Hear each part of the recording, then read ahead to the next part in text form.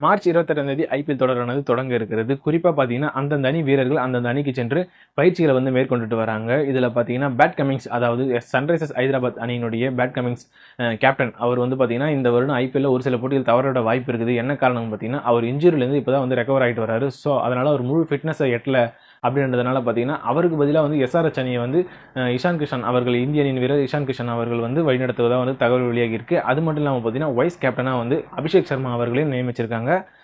கூடவே பார்த்தீங்கன்னா, ஜாஸ் ஹேசில்வுட் அதாவது ஆர்சிபி அணி ராயல் சேலஞ்சர்ஸ் பெங்களூரு அணிக்கு முக்கிய பவுலரா திகழக்கூடிய ஜாஸ் ஹேசில்வுட் அவருக்கும் இன்ஜுரி காரணமா அவரும் ஒரு சில போட்டிகள் தவறவிட வாய்ப்பு இருக்குன்ற தகவலும் வெளியாகி இருக்கு. குறிப்பா பார்த்தீங்கன்னா, இப்ப இஸ்ரேல், ஈரான் இடையே வந்து போர் வந்து நடந்துட்டு இருக்கு. ஸோ, இதனால ஃப்ளைட் விஷயத்தினால ஒரு சில வீரர்களும் வந்து அந்தந்த அணிகளுக்கு வந்து ஜாயின்ட் ஆவறதுக்கு அதாவது இணைவதற்கு கொஞ்சம் கொஞ்சம் டைம் எடுக்கும் அப்படின்ற ஒரு தகவலும் பார்த்தீங்கன்னா வெளியாகி இருக்கு. ஸோ, இத பத்தின கருத்து என்னன்னு சொல்லிட்டு நீங்க மறக்காம கமெண்ட் செக்ஷன்ல கமெண்ட் பண்ணிட்டு போங்க.